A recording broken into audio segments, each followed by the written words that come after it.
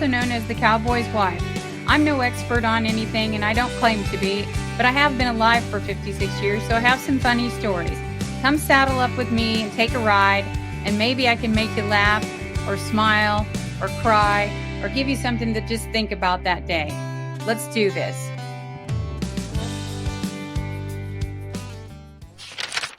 Hey everybody, Trish Charleston here, and I am also known as the Cowboy's Wife. Today I am with a friend from high school. Her name is Alicia Gant.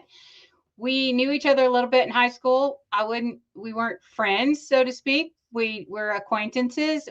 But later in life, she ended up being friends, really good friends with some of my really good friends in college.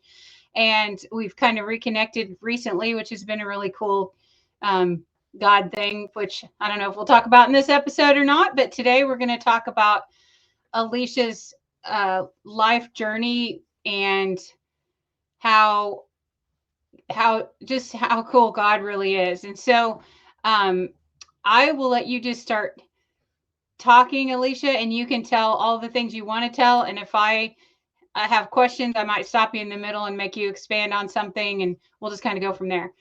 All right.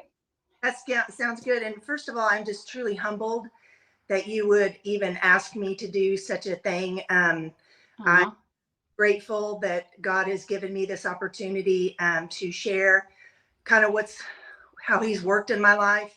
And so I just want him to get all the glory for this, because without him, none of this would be possible. And I've already got my Kleenexes ready because I'm 100% sure I'm not going to get through this without crying a bunch. So I have to apologize in advance. Yeah, me too. I'm ready for mine too. So let's start with college, because in high school, so for those that don't know Alicia, she was an incredible athlete. She was a cheerleader, and I always looked up to her because of her cheerleading skills. She was an upperclassman to me and always very talented. And she went on to go to college at OU. You went on to OU and you were a cheerleader there. And so kind of take us through what that was like. Well, actually, I'm going to go back a little. Okay. Because when I moved to Carthage was in 7th grade, and I had, spent my younger years in gymnastics and dance. That's what God gave me gifts for that. And so I did them heavily.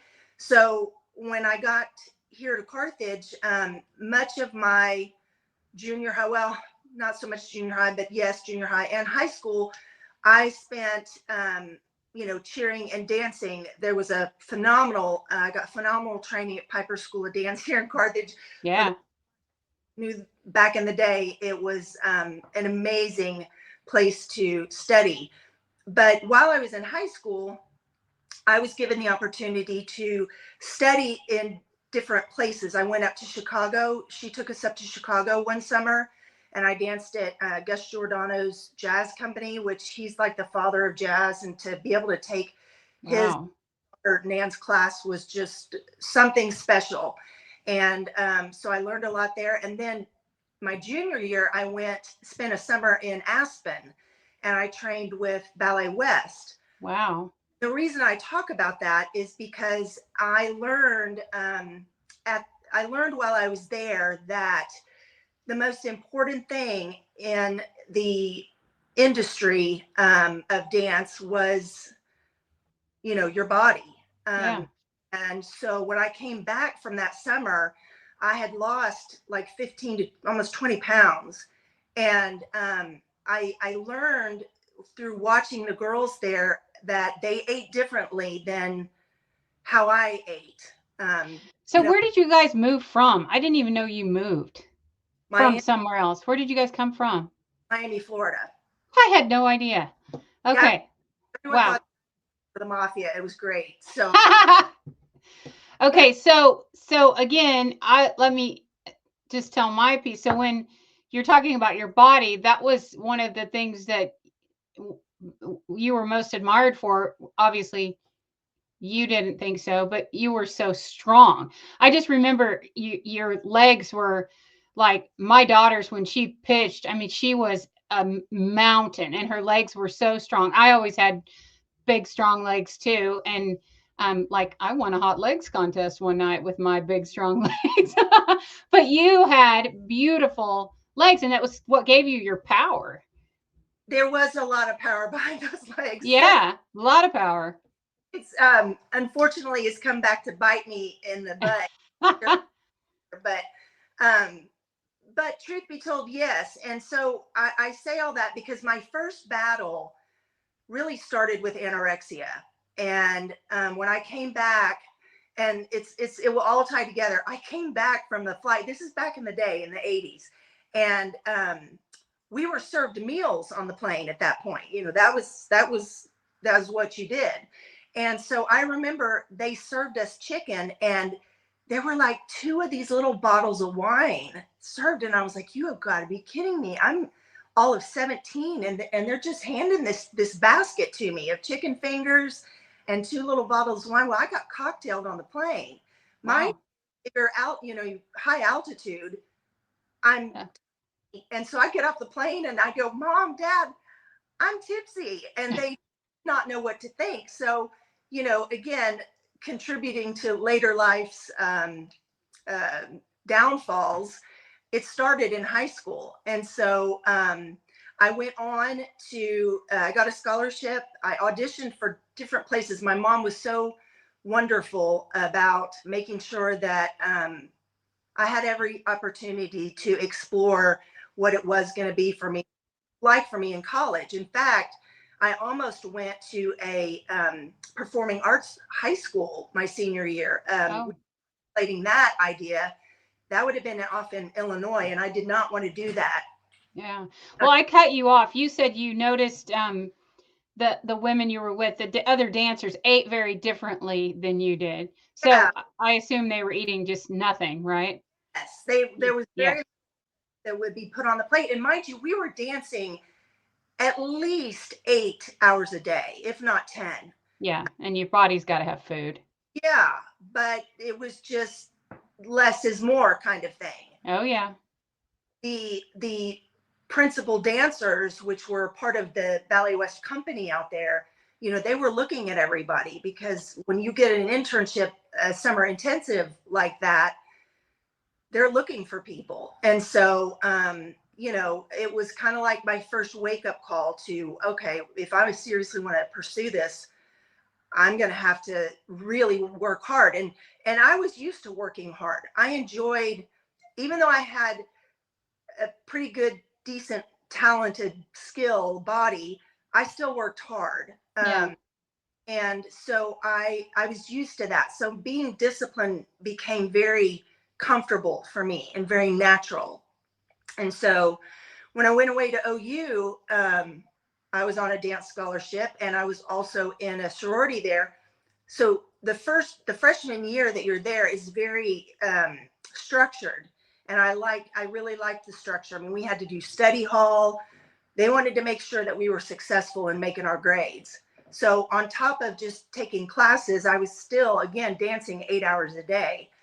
Well, going from life in Carthage, which was, field parties, drunken field parties on the weekends, or Sergeant Pepper's dancing every weekend over the border to, you get to college and you're like, woo, freedom.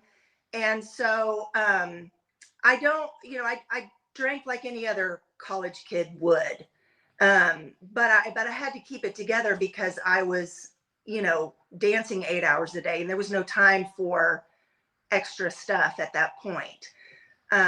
So I graduated, and during that time, I had also been accepted to the NDA, National Cheerleader Association, National Dance Alliance cheer and dance staff. So I was, off teaching camps in the summers and doing all that, and that was wonderful. I graduated from OU in '89, and that year I chose that summer, instead of teaching cheer camps and dance camps, I decided to go to Kanakuk and be a counselor. I think you had to apply or something. I'm not sure. I can't remember. But I found my journal from Kanakuk Oh, that wow. I recently found it, and I was reading through it, and it was amazing. So I got saved when I was 10 years old, right there, Trish, at the Reed's Baptist Church, probably down. Really? Yes. Got Wow. saved. And so, God had me in his care when I was 10 years old. And when I went to Kanakuk, and I say all this again, just to establish what the relationship was, because my grandmother was very influential in my Christian upbringing. She made sure that she read the Bible with us. And I say us, me, my sister, and my cousin, because we would, before we moved to Carthage, we would come spend summers with my grandma and grandpa here They in. lived here?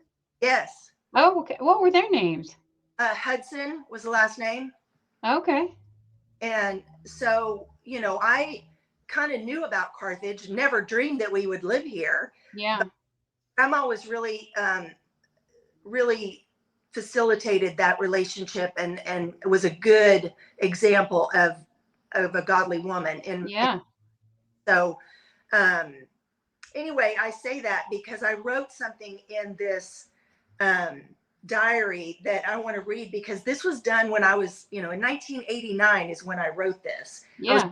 I remember being so close to God that summer that I didn't want that feeling to go away. And I wrote in the journal that I was almost afraid of what it was going to be like going back into the real world outside Oh gosh, yes. of constant, Christian influence and Christian, and all that. And I wrote this, and it says, the tighter I hold on to stuff, the more it is going to hurt when my fingers get pulled away by God. Wow. And I thought, wow, for me to write that. And I was, in my young, A baby. Yeah. I Well, thought, you were older then? Were you teaching that then? You were a you were a I, counselor there or an yeah, instructor? yeah, I Yeah. was So you would have been how old then? 20? 20. Yeah. But I thought, wow, how interesting that I would have written that at That's such a young age. that's really, really cool. It really, to see it now is crazy. Um, Yeah. but so I get married, fast forward to married, 3 kids. And you met at school? No, well, No? I married briefly to a guy that I met at school. Okay. We're just married for 5 years. Come to find out, he passed away Oh in. gosh. I know. I just found that out this recently, and it Oh, I'm was sorry. it was quite shocking. Yeah. Still, even I was. Yeah. So he died during COVID, and I think he died of being sick. Which Yeah. Oh, that's terrible. anyway, but we were married for 5 years, no or anything, and then I got married to my now ex-husband. We were married for 13 years, together for 3 before that. And so, but we had 3 wonderful children. Unfortunately, because we were sort of bench warming Christians, lukewarm, just going to church because we wanted our kids to experience that and grow up going to church. We found this little Methodist church in Wiley, Texas, which is outside of Plano area, and spent all of our time there, raising our kids in the Methodist church there. So they got a good foundation. And, even when they were little, I was reading the Bible, kind of like, just emulating what my grandmother had done for me. Yeah. So the kids, were what I called baptized at the time, really dedicated, and, had gone through confirmation class, yada, yada.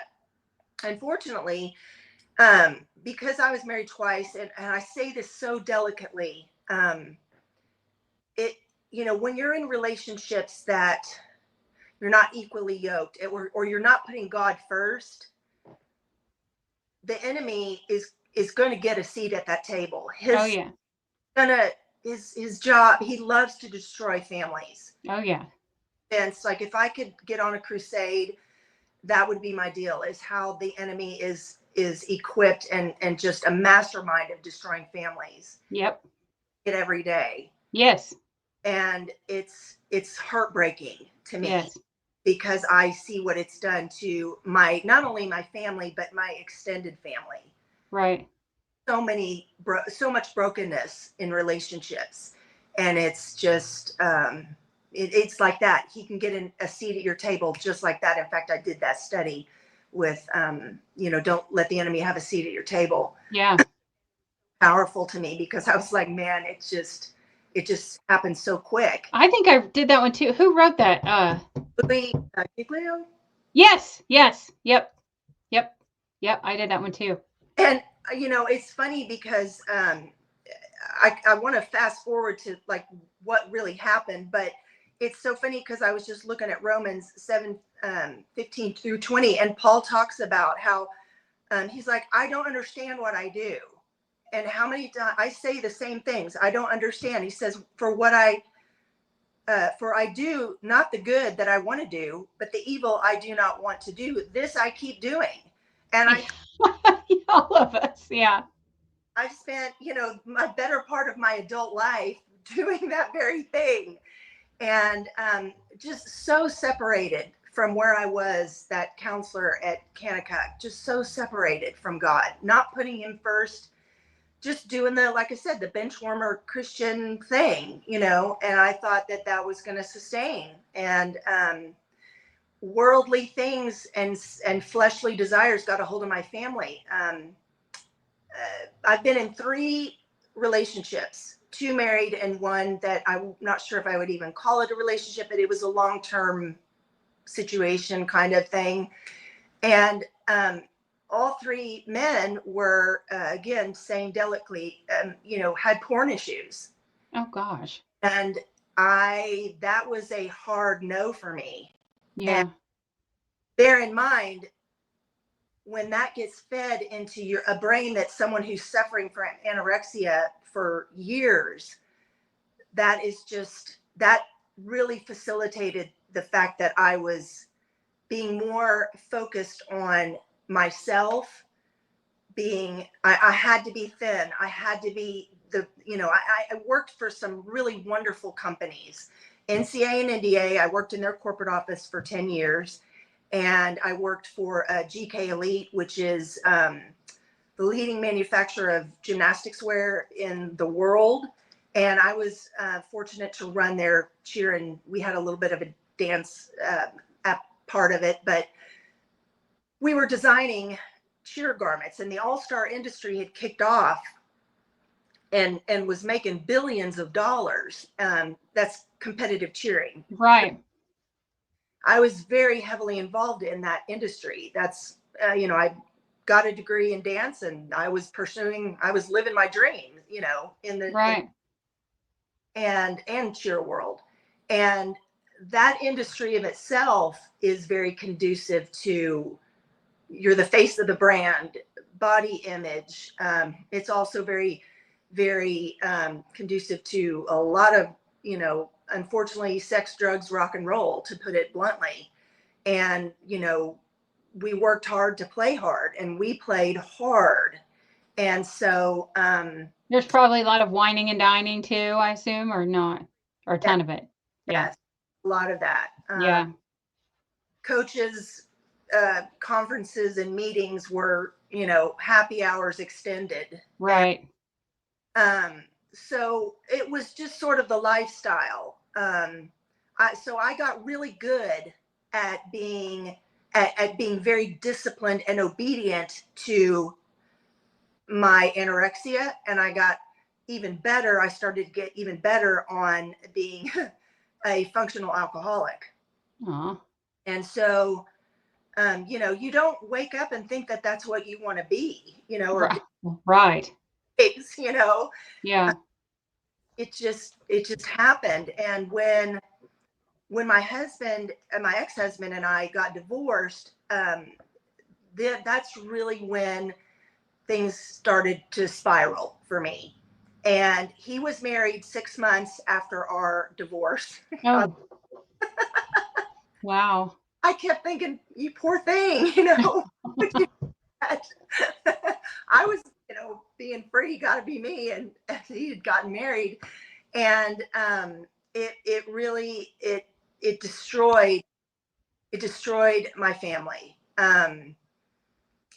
I am very hard-headed and determined, and I couldn't fathom that there was going to be another mother figure in their lives.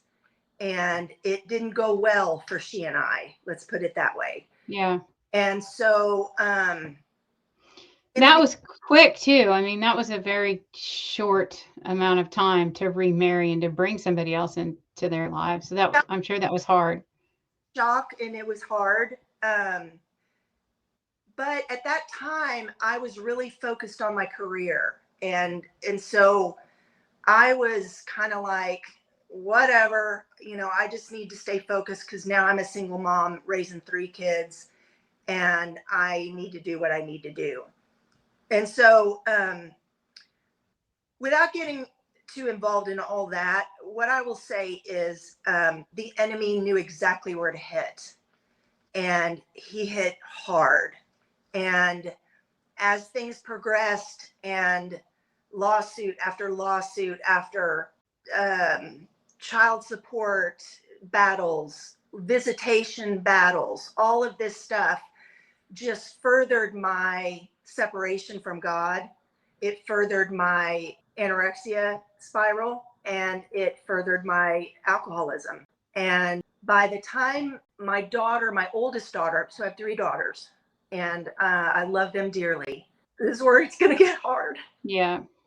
But my oldest is phenomenal. She was also a gymnast, very successful. I didn't really push her because, quite frankly, after being, me destroying my body and seeing what that industry does to somebody, I honestly thought, I don't know if I want her to really pursue this, but she was so talented. Right.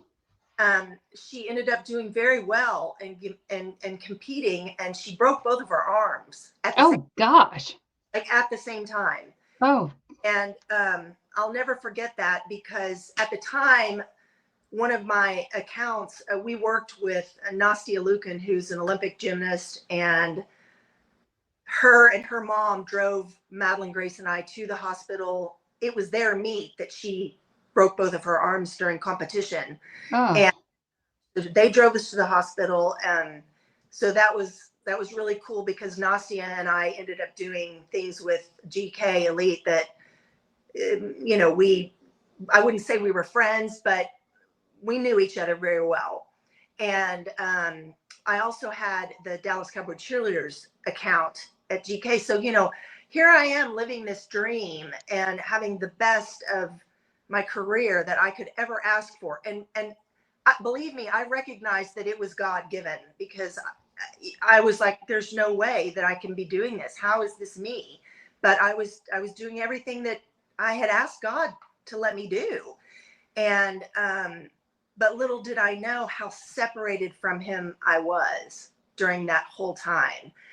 And so, being a part of the DCC, my oldest daughter, she was able to go back and do things and see things, and like go to their locker room. Meet Kelly Finglass and Judy Trammell and all these people. So I was very much involved, because I had people that worked as my sales reps that were involved with them too. So it was a big deal at the time.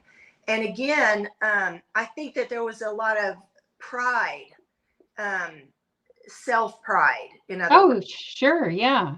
So I had to, all of these things were going on in my life. And let me put it this way. It looked really good on the outside, but I was completely falling apart behind whatever facade I was putting on stage. Yeah. Good at being on stage, and I could keep it together until I couldn't. And then COVID hit, and things were just getting really bad. My oldest daughter had decided right before she turned 16, she actually kind of ran away and to her dad's house, which again, I was shocked, had no idea what was going on, couldn't really talk to her about things. She didn't want to talk. And I understand now why, and I pray to God that she will forgive me of things. But I truly believe that it was a collective effort in the way that my ex-husband, myself, and his wife, how we handled things or mishandled things. Yeah. I really see the damage that it's done to my kids. They're, my oldest is 24. My middle child is a freshman in college, and my youngest daughter is getting ready to graduate high school. And to this day, we're estranged. So it gets worse. Okay, so 2000, COVID hits. I really kind of enjoyed my time during COVID because that was really an opportunity for me to be with the girls. Yeah. Even though I was an alcoholic behind closed doors because my life was falling apart, I was able to spend, when I was with them, I was present. And I still, starting at a young age, I still said their prayers with them at night. Even as teenagers, they would be like, "Mom, will you say our prayers?" And I'm like, "Are you kidding? Really?" And so I know I did a few things right, Yeah. but they decided to eventually go live with their dad. And at that point, things had really gotten like really, really bad. And I say that not just my alcoholism, but the fighting and the discord and the just and just the enemy was, he had a noose around me like this, around everyone, and he was winning. And so when when we went to court the final time and the girls were going to go live with their dad, I'll never forget this. They had brought over boxes, like moving boxes, huge boxes, to go get everything that they could put in these boxes and leave my house. And we lived real close to each other, me and my ex-husband. And when they left and they're dragging their boxes, and I'm just sitting there in just disbelief at what my life has become at this point. And something was said to me. His ex-wife said something to me, and I remember specifically thinking, if I respond, my girls are going to hear anything. So I just shut the door and I put my hand on the door and I just sunk to the floor, and Oh. I was done. So I had to. Well, and they were also what people need to understand is they were financially draining you. I mean, your ex-husband and his wife, they weren't just mentally draining you, but they were financially draining you, and you only had you. Yeah. And you would have never, given up your children voluntarily. It was not it I mean, it was not there was no other option. I mean, there was you had nothing to fight with at that point. I Right. mean, nothing. So True.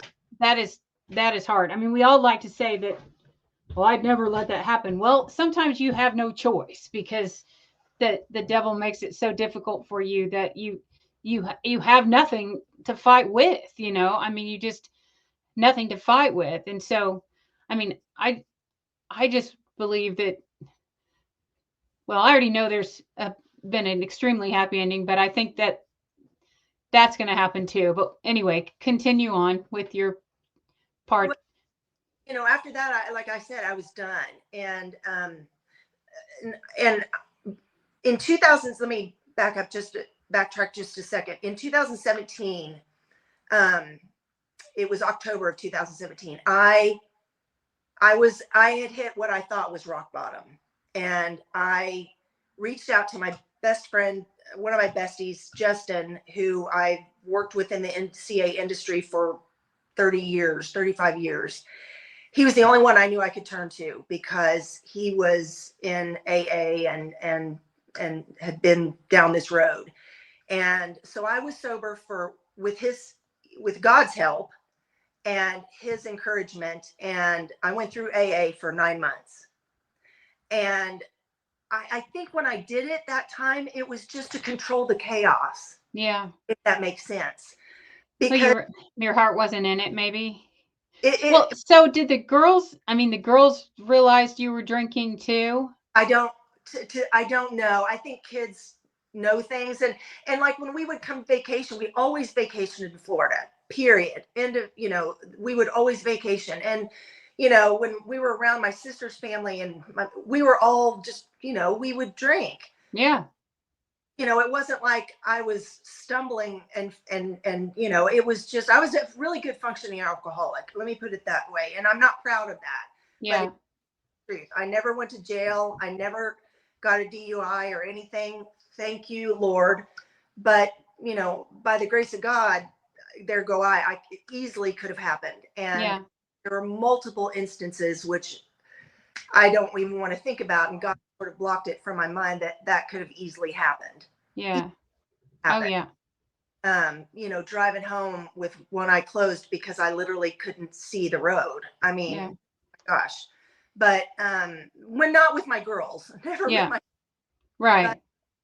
so I truly don't know the depths of what they knew, because, but they had to have known something, and I pray that someday we can talk about it. Yeah. I think it would be very healing for all of us. Yeah. I honestly, I pray that my ex-husband and his wife and I can talk about it, because Yeah. um anyway, I did try to get sober I only say all of this because I tried, but it was for the wrong reasons. When you go through AA, there was just a missing link, and I didn't know what it was. They talk about a higher power, and it's a great program, but for me, there was something missing, and I know exactly what it was. There was Yeah. still a connection for me and God. So that was before I moved to Florida. So once the girls left, I had to get out of Texas. I was like, I am done. There's so many memories here. I can't take it anymore. All my family lives in Florida. So I'm like, okay, I can finally find a happy place and move on. Well, you can't just change location when you're a broken person and think that that's going to fix it, because it didn't. I wish I could say it did, but it didn't fix it. In fact, it made it worse. And the trouble is, the noise that you hear from everybody else when you're not listening to God is what you're hearing, you know. And so I during this whole time that I was, between about 2012 to up until on and off, and I say on and off, I was with a guy, and we never were married. We're never really going to get married. I think people thought we were, and we pretended like we were, which was not really a good idea for my kids. But he was sort of a weekend warrior boyfriend too, and he was extremely toxic. I didn't know what a narcissist was until he came along. And there were so many red flags, Trish, so many, that it's embarrassing, because I know better. Like, I know better, and I did not know better. His narcissism, again, all of this drives home just the battle of addiction, whether it's anorexia or alcoholism. It could be gambling, it could be anything. When you're so separated from God, there's a void there that cannot be filled. And the good news is that because God had stamped his name on me when I was 10 years old, in March of last year, he said, I'm done with you. When I was in Florida in 2023, it was getting so bad. And here I was in Florida thinking, okay, I can finally live now. The hateful emails, the hateful texts, the blocking, my kids saying things. The hateful emails and texts started, like, pretty much in the very beginning. They Oh, were progressively worse. And, but you had moved away. Did he lived in Texas? Yes, they live in Texas. Okay. But when you were in Florida, you said they started, or Oh, well, they it's, never quit? yeah, they never quit. I mean, Okay. it was still because I would try to reach out to the girls, just try to do the next right thing, just try to reach out to them. And I was getting, blocked. And then I'd get, usually a text from his wife, and it wasn't pretty. It wasn't nice. And so it would, I was broken, the reason I was just being, it was like being beaten like a dog, just being beat and beat and beat and Oh, beat. I misunderstood. I thought they were coming from the boyfriend, but these were coming from your ex-husband. Yes. Okay, okay. Boyfriend was out of the picture. So after you left, he never bothered you anymore. Well, when I moved to Florida, there was a situation, or actually before I moved to Florida, in 2021, there was a situation that significantly changed the dynamics of everything, um, with regards to my relationship with my girls and my relationship with the toxic on and off boyfriend. There was Yeah. and the only thing I'm going to say about that, I was not aware and involved, but one thing I do know, because of a lot of prayerful guidance and just prayerful reflection and just going to God and laying this situation at his feet, is that what I do know is that whatever happened, the people are going to have to answer. Somebody's going to have to answer to God about it, because God and the people involved are the only ones that know really what happened. That I have peace with, because but again, it significantly changed everything. And all of those things were just pushing me further away down this rabbit hole of, and I would pray to God, why is this, what's going on? And the sin is what was going on. I was addicted to, starving myself, and to punish myself, and to punish others because of what they were doing to me. That was like a punishment, but I was using it in a way to seek revenge, if you will, because of the way I was being hurt. And I thought, I'll just keep starving. I'm really good at this. But people were noticing, and it was always a topic of conversation, and you don't eat, and this, that, and the other. So did you like that kind of attention, or that sparked more drinking, or did you think it made you feel good when they thought you were so thin, or? Well, yeah, I mean, it's a sickness, yeah, Yeah.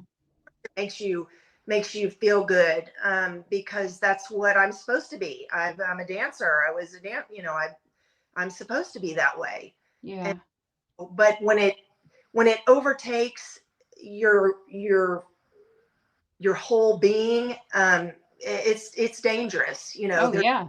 When there's no conviction in your heart about these things that you're doing, that's a dangerous spot to be in.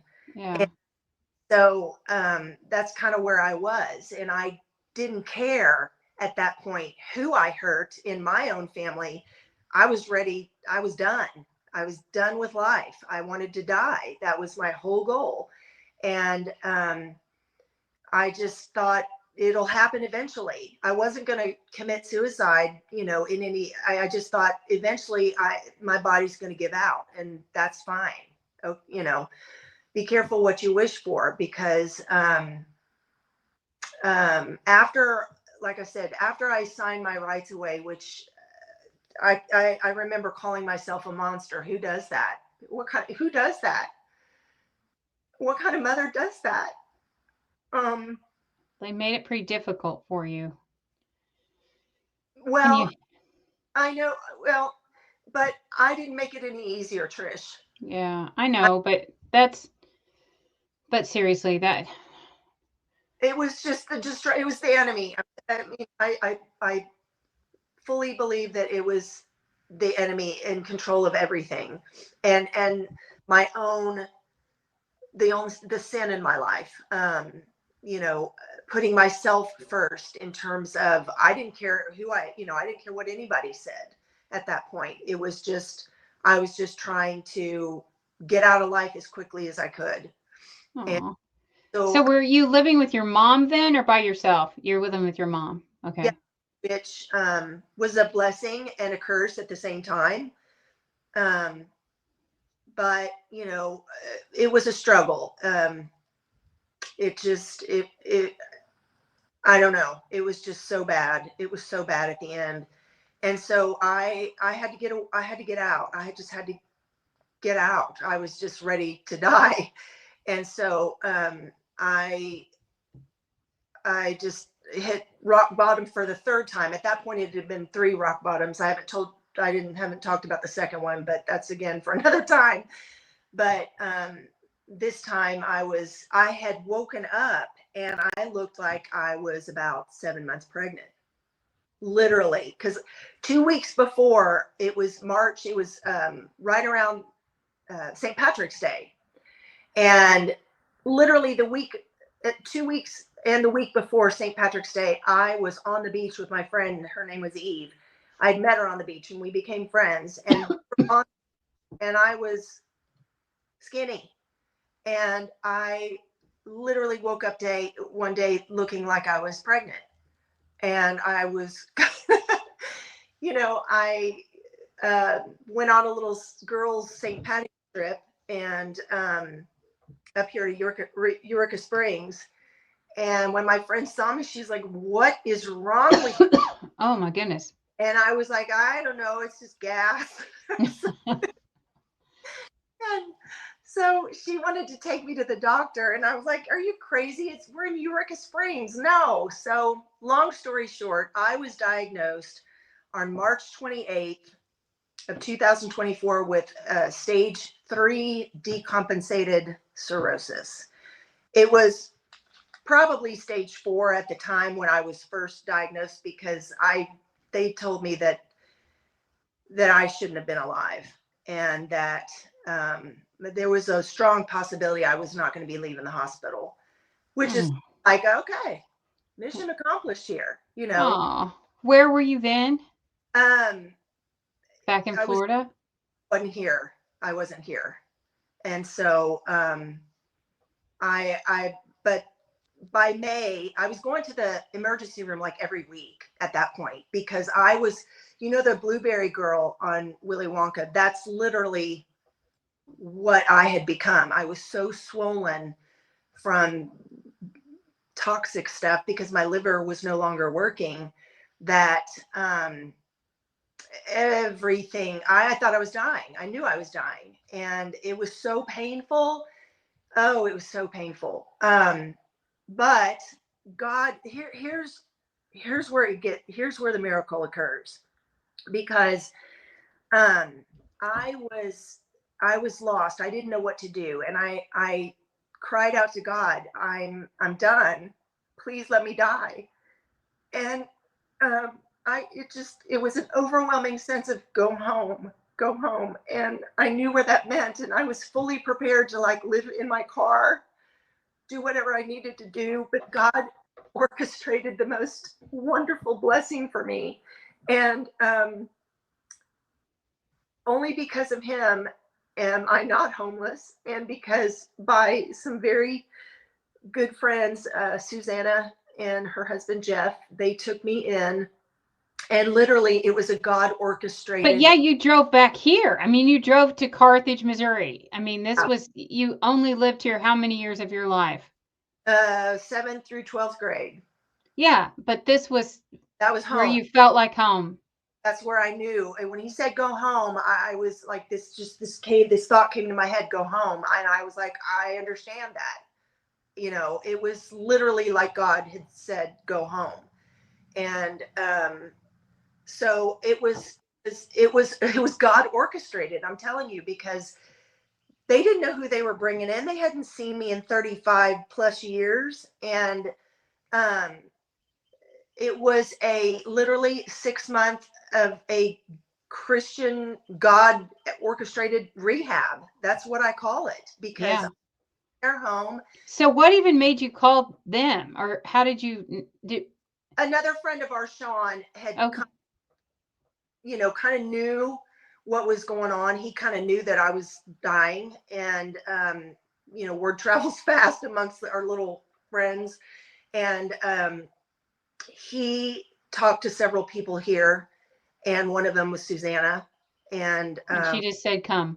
yeah, I love her so much. I mean, it did. And I'm telling you, it was the most wonderful 6 months of my life, aside from the birth of my children. It was exactly what God knew. I mean, he did it. He did this. And I can't, we had so many good times, and they nursed me back. There was so many things that went on, so many tears, so many funny moments that happened during that 6 months. But who would have ever thought that I would be able to go to a literally God given, 6 month rehab? And that's exactly what it was. And so, and then I celebrated my first year on, back in March the 23rd is when I was a year sober. And this time the difference was when I came home and I was getting treated, and I was starting to go to the doctors on a regular basis, and they were draining me. And again, this is really for another topic, because the living with cirrhosis is a whole different section of what people need to hear someday. But because they don't tell you how bad it is. And I think that people need to know how Yeah, it's horrible. horrible it is. But I found a group that is involved with the church. It's called Celebrate Recovery. And it was the missing link that I needed, because it's all about Jesus. It's focused solely on Jesus. It does this 12 steps, but it incorporates scripture behind what we're doing. And that to me was the missing link. And God gave that to me. And I'm telling you, Trish, people would not recognize me now, physically. And hopefully they would see a totally different person than I was a year ago. Oh, totally different.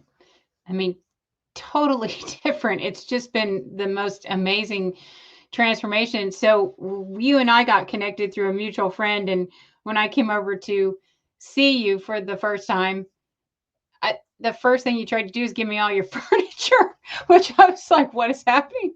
But the fact that your bar, something you used to love so much, is now holds your Bibles, I think is the coolest thing I've ever seen. It's the Bible bar. It's not Yeah, a cocktail bar anymore.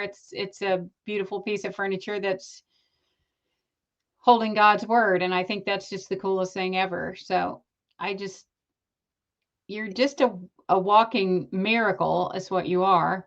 And I know it's been horrible. I know it's going to be hard. It's still a hard road, but I just don't think he's done with you yet. I know you tried real hard to give up, but he's not giving up on you. And now you're teaching a Bible study at your class, or hosting one, which is incredible. yeah. I mean, he's first, and it's when you really surrender and you get to that point where you have to surrender it all, and you can't be one of those people that, okay, I'm going to give you this, God, and just sort of, scoot you away, and I'm really hanging on to, it's truly surrendering. And I'm telling you, it is so much more of a peaceful way to live. I don't have the chaos anymore. And I'll tell you what, praying for, they say pray for those who persecute you. I mean, I take full responsibility for the part that I played in the demise of my family. Make no mistake. I pray that I can make amends with everybody involved. But if I can't, I will still praise God through all of this, because He's changed my heart. He's healed my heart in ways that I can't begin to describe. And when you pray for the people that hurt you, Trish, it's changed my life. It's Yeah. changed my Well, life. and the thing about forgiveness is so huge. I mean, that's the thing that we hold on to things for a long time, and what we don't understand is forgiveness is just as much for you as it is for them. Telling somebody that you're sorry is hard. It's hard, especially if you don't feel like you did anything wrong. I mean, I'm in a couple of situations right now that I'm just like so confused by that. It's like I don't even know what to apologize for, and I'm still somehow the enemy. But when you are, just like you said, praying for these people, and I do, um, God says that He's going to handle that. If you give the burdens to Him, give it to Him. If they have wronged you in some way, He's going to take care of it for you. I mean, that's going to be something that He does later. But as far as the forgiveness thing, I mean, the Bible's very clear. If you don't forgive others, He's not, I mean, He's not going to forgive you. And, you don't get to even come to heaven, I don't think, if you don't forgive everyone. And that's really, really hard. He didn't say you had to forget it. He just says you have to forgive them. Mm-hmm. And then have you seen The Chosen? Have you watched The Chosen? Yes. Oh my gosh. Did you watch season 4 with the episode of when Simon has to finally, Matthew asks for forgiveness, and oh, I mean, that whole scene was just the best. I have never seen it more real, because the Bible says that Jesus came to set the captives free. That's not about prison. I mean, a lot of it is, but we're all in a sort of prison. And Mm-hmm. until we give it to Him, we're not free. I mean, we have to give it all to Him and let Him handle it. And as far as the forgiveness goes, you can say you're sorry to someone. That's your gift, really, to them. Whether they're going to give it back, well, that's on them at that point. Their forgiveness is the gift back to you, but they don't have to forgive you. As long as you have made you have offered, your apology. That's all we can do. For and if we're the ones getting the apology, then we must, forgive them. Oh my gosh, like the story of the shack. I mean, have you ever seen The Shack or read the book? It's the No. most awful thing ever. This man, talk about forgiveness, rapes, or, well, I don't know about rapes, but probably murders a child. Murders a child. They're camping, they steal this child, they kill this child. This guy ends up having to forgive this person. And that is the true, I mean, talk about a true testament of faith and what Jesus can do. But I remember so many countless stories of people that have murdered other people's children, and literally sitting in the courtroom and them saying, I forgive you. I just don't know if I'm there. I want to think that I am, but you mess with my babies and I'm coming for you. I'm going to be like, Yeah, that's Liam Neeson, and so, but that's just it. I even just watched, there's a thing about Paul now, then Saul turning into Paul, but before he was Paul, he was Saul, killing Christians all the time. Before they stoned Stephen to death, he literally looks at him and says, I forgive you. And those are the things that people see. That's one of the things I think that won Paul to Christ, was because of the fact that he saw how those Christians just didn't waver in their faith. mm, They just kept, they never wavered, and they wouldn't deny Christ. They wouldn't deny him. And so it's hard, but we all have a lot of forgiving to do, and it's hard. I mean, that part is hard, but that is the one of the most freeing things that you can possibly do for yourself, is just do it. Just give it to God and let it go, because it's as much for you as it is for them. It, You you're know. but here's the deal. God knows if you're sincere or not. Oh, absolutely. Oh, Yeah. you can't, say you're going to pray for someone, and he knows our hearts. Oh, And right. that's why I think that when you truly surrender that kind of resentment and bitterness and, you know, hatred, if you will, then you truly have let it go and let God handle it. And it is the most freeing, thing you can do for yourself. And honestly, it breaks my heart because I know that there are people out there struggling, Trish.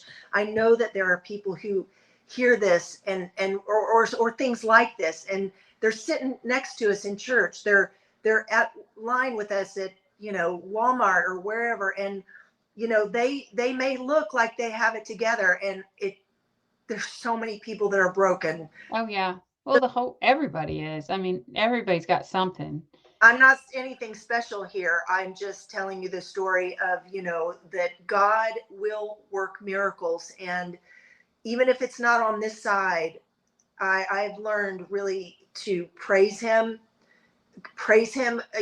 So many times I was in the hospital by myself, alone, and just thinking, I'm not going to let this upset me. I'm just going to turn my focus to God, and I pull my Bible app up on my phone, or I would start praying for the people in the rooms next around me getting drained, that they were getting drained. I mean, in the beginning, I was gaining and losing 25 pounds a week. Oh my gosh. It was so painful. And, And you also were baptized again, which was really cool. that was another huge turning point. I was baptized on June 16th, which was Father's Day. Aw. Which is really special for me. And I'm telling you, being baptized, submerged in the water, that I know for a fact was when the Holy Spirit started taking residence in here, and things really started to change with me. Really started to change. So that was important. The funniest thing about that is, in Florida, it's a big deal to get baptized in the ocean. And my sister wanted to do it for a while, and then she was kind of waiting, and we were all talking about it in the family. And I was like, y'all, I'm just not convicted to do that right now. Come on. And I know why. Yeah. Because, the enemy had a stronghold. And when I first moved back here, I mean, that was one of the first things I had talked to when I started going. I was like, when can I get baptized? We got to do it now, like yesterday. Can we do this? I was really ready to do it because you don't want to wait on that. It truly transformed and changed everything. It was like I was set free completely. And That's really cool. it's been a crazy few decades, but drinking like that, and even though it was easy, I thought I hit it really well. That plus, you throw anorexia in there, and then throw Eating for a Barbie doll, about the same portions. it, and then throw, once I got really bad, you throw some suburban mom drugs in there, Xanax and Ambien and anything you can to just numb. And here's the thing, all I wanted to do was numb myself, keep myself at a steady numb, and I remember having conversations with myself about this. Like, if I stay numb, I don't feel any pain. Screw everybody. I don't care. I'm numb. You don't feel any pain. And if you don't feel any pain, guess what? You don't get hurt. So it was just this pattern of numb yourself so you don't feel any pain, so you can't get hurt any worse. It can't get any worse, right? Well, guess what? It sure can. Yeah. All that numbing was just destroying the body that God gave me to do all these wonderful things that I was destroying. And there was nothing that could fill that void except Jesus. Yeah. Well, that is an amazing story, and you're still a work in progress. And like I said, I don't think he's done with you yet. And I think you're going to have an even more incredible story to tell when he heals you. So we're just going to keep praying that happens, and you're going to keep taking care of your body and doing all the things that you're doing and working for him. And Well, the last is, things still happen. Trials come, little situations, our earthly problems, they come, but I don't drink about it and I don't starve myself about it anymore. I go to God about it, and he he walks with me through it. So I don't know what's going to happen next, but as long as I stay in the word daily, and in prayer and surrounded by good, godly people and fellowship, then I'm a different person, and I'm free and I'm happy for a change. yeah, well, it shows. You can tell, and I'm so glad that we reconnected, and I can't wait to hang out with you some more. So, thank you for being here today. Thank you for having me. You're welcome.